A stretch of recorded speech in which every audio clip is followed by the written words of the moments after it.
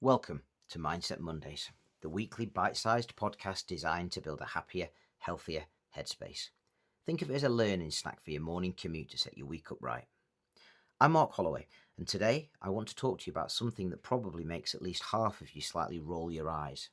Gratitude. I know you've heard it before. Keep a gratitude journal, count your blessings, think about what you're thankful for, and maybe you've tried it, dutifully writing down 3 things every morning, and found that after about 4 days it felt hollow, repetitive, and about as meaningful as a to-do list. If that's you, this episode is for you. Because I want to make the case that gratitude is one of the most rigorously researched and genuinely powerful tools in all of psychology, and that the reason most people don't benefit from it is not because it doesn't work, but because they're doing it wrong. Today, we're unpacking the gratitude paradox, why it feels forced, what the science actually says, and how to practice it in a way that creates a real, measurable shift in how you feel and how you show up. Let me start with the paradox itself, because I think it's worth naming clearly before we get to the solution. Gratitude, by its nature, should be spontaneous. Think about the moments in your life when you felt genuinely deeply grateful, not because you were trying to, but because something struck you. The unexpected kindness of a stranger, a sunset that stopped you in your tracks, a phone call from a friend at exactly the right moment, a moment with your kids where time seemed to slow down and you thought, this is it. That kind of gratitude is visceral and real. You don't manufacture it, it arrives. So when someone tells you to sit down every morning and write 3 things you're grateful for, there's a part of your brain that immediately recognizes the artificiality of it. You're being asked to produce on demand a feeling that, in its most authentic form, is not produced on demand. The exercise feels like going through the motions, and after a few days you're writing down the same things, your health, your family, your coffee, and it starts to feel like a chore rather than a practice. There's also a subtler issue. For many people, forced gratitude can produce what psychologists call emotional suppression by substitution, where focusing on what you should be grateful for actually suppresses the acknowledgement of what's genuinely hard. It starts to feel dishonest, like you're papering over real difficulty with compulsory positivity, and that breeds a kind of quiet resistance. So the question is, if the standard gratitude journal doesn't work, why does the research keep telling us that gratitude is transformative? The answer is that the research isn't measuring the gratitude journal. It's measuring something deeper, more specific, and more deliberate. And once you understand what that is, the whole thing changes. The modern science of gratitude begins most prominently with Dr. Robert Emmons at the University of California, widely considered the world's leading scientific expert on gratitude. His research, conducted over more than 2 decades, has produced some remarkable findings. In one of his foundational studies, Emmons and his colleague Michael McCulloch divided participants into 3 groups. The first group wrote weekly about things they were grateful for. The second wrote about daily hassles and irritations. The third wrote about neutral events. After 10 weeks, the gratitude group reported feeling more optimistic about the coming week, more satisfied with their lives overall, and, here's the detail that surprised even the researchers, exercised more and reported fewer physical complaints than the other 2 groups. Gratitude didn't just make people feel better, it made them healthier and more motivated. Emmons followed this with more targeted studies, and a consistent picture emerged. Regularly practiced gratitude correlates with higher levels of positive emotion, greater life satisfaction, more compassion towards others, stronger immune function, better sleep, and lower levels of envy, resentment, and depression. But here's the key nuance from Emmons' own findings, and this is central to why the generic gratitude journal underdelivers. He found that the quality and specificity of what you're grateful for matters far more than the quantity. Writing "I'm grateful for my family" every day produces minimal neurological response after the first few repetitions. The brain habituates to it. It becomes noise. What produces a genuine response is specific, novel, and vividly recalled gratitude. The particular moment, the unexpected kindness, the thing you almost missed. The more specific and vivid the object of gratitude, the more the brain engages with it, and the more the emotional and physiological benefits follow. This is backed up by the neuroscience. Dr. Glenn Fox at the University of Southern California conducted neuroimaging studies in which participants were shown stories of people receiving help during difficult circumstances and asked to reflect on feelings of gratitude. The brain regions that lit up were those associated with moral reasoning, interpersonal bonding and reward, specifically the medial prefrontal cortex and the anterior cingulate cortex. Gratitude, it turns out, is processed not as a simple positive emotion, but as a fundamentally social and moral one. It's about recognizing that something good came to you, and that it came, at least in part, through someone or something beyond yourself. This is why I'm grateful for the sunrise tends to produce less neurological engagement than I'm grateful that my colleague stayed late to help me finish that project when I was struggling last week. One is a pleasant observation. The other activates the full social and moral architecture of gratitude in the brain. There's also compelling work from Martin Seligman, the founder of positive psychology, whose research on what he calls the gratitude visit produced some of the most dramatic results in the field. We'll come back to this in the actionable shifts. Here's something that explains why gratitude requires deliberate effort rather than happening naturally, and why that effort is worth making. The human brain has what psychologists call a negativity bias, a hardwired tendency to register, process, and remember negative information more strongly than positive information of equal intensity. This isn't a character flaw, it's an evolutionary adaptation. For our ancestors, missing a threat was potentially fatal. Missing an opportunity was merely unfortunate. So the brain evolved to lean toward threat detection, to remember bad experience more vividly, and to scan for what's wrong rather than what's right.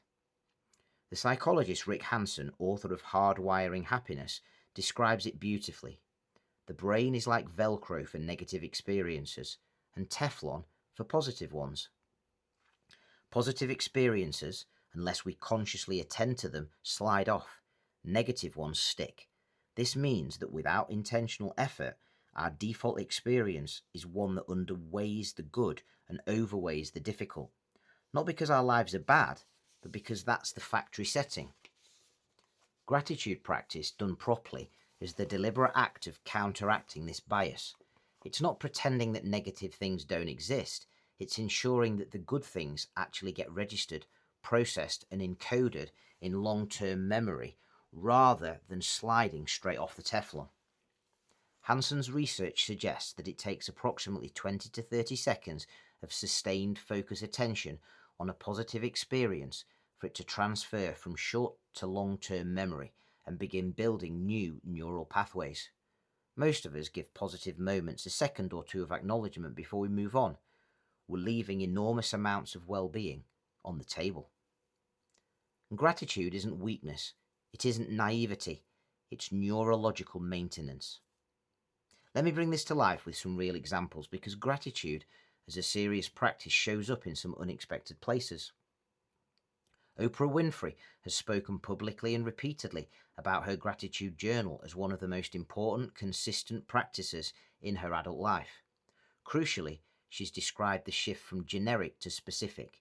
She says that after years of practicing, the key was slowing down to feel the gratitude rather than just logging it.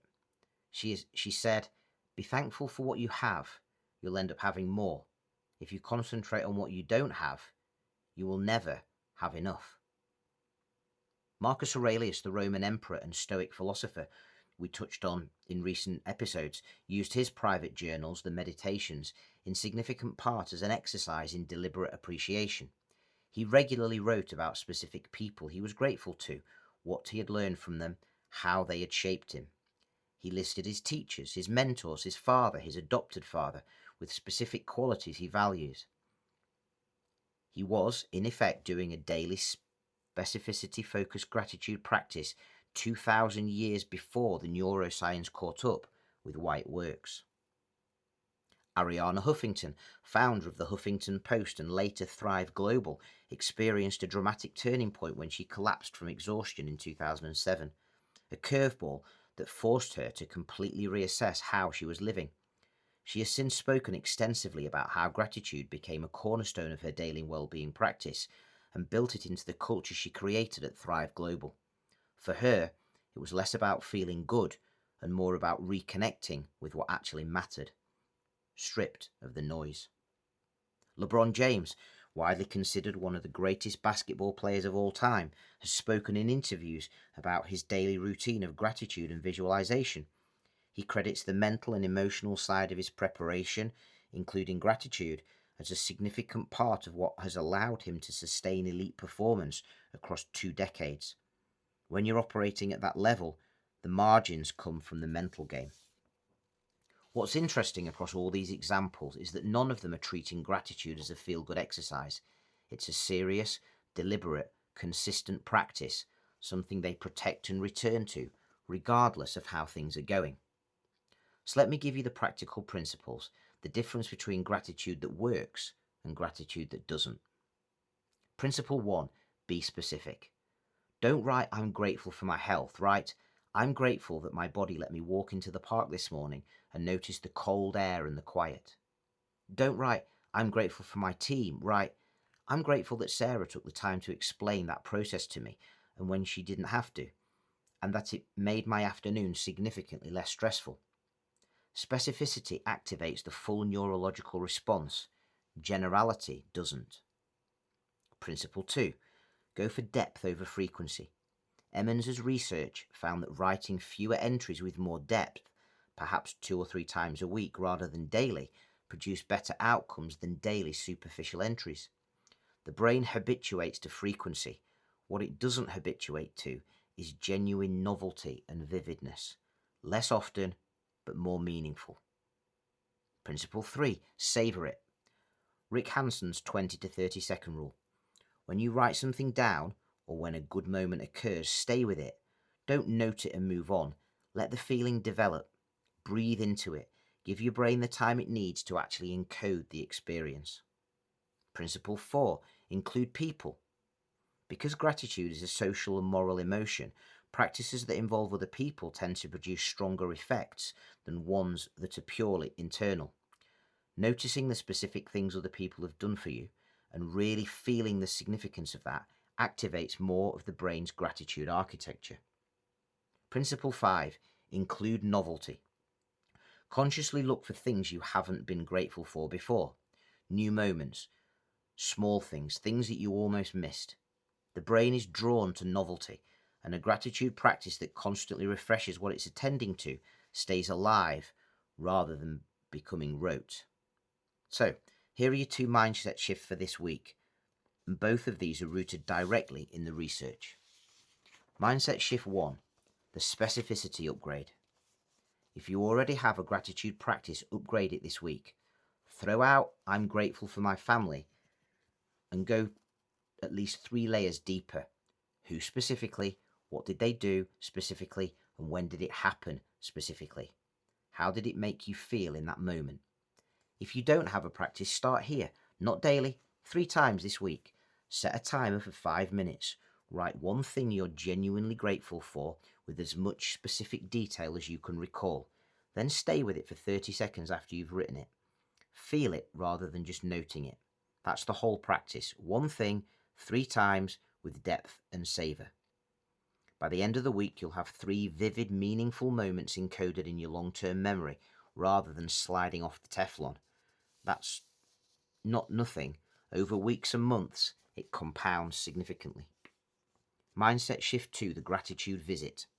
This one comes directly from Martin Seligman's research, and in his studies it produced the largest and most lasting positive impact of any single positive psychology intervention he tested. Think of one person in your life, past or present, who has made a meaningful difference to you. Someone who helped you, someone who supported you, believed in you, showed up for you, and who you've never properly, specifically told.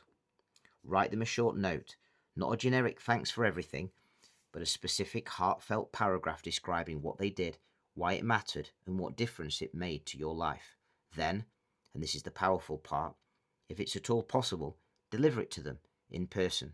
Read it to them or hand it to them and let them read it while you're there.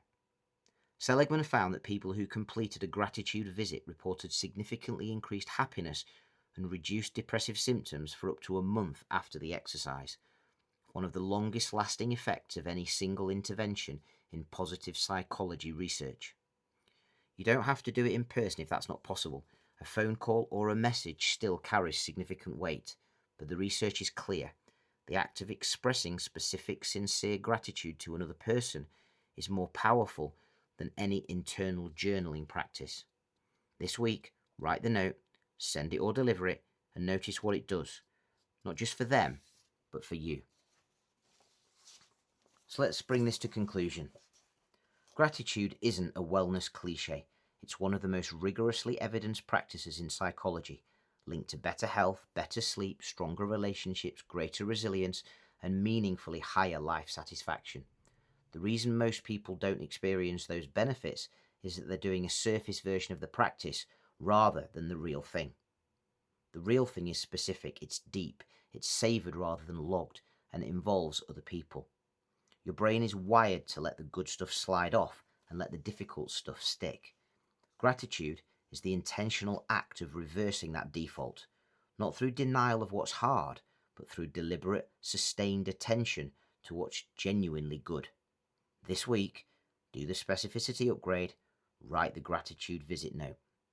Thank you for listening to this episode of Mindset Mondays. If it resonated, please share it with one person who might need it, and I'll see you next Monday.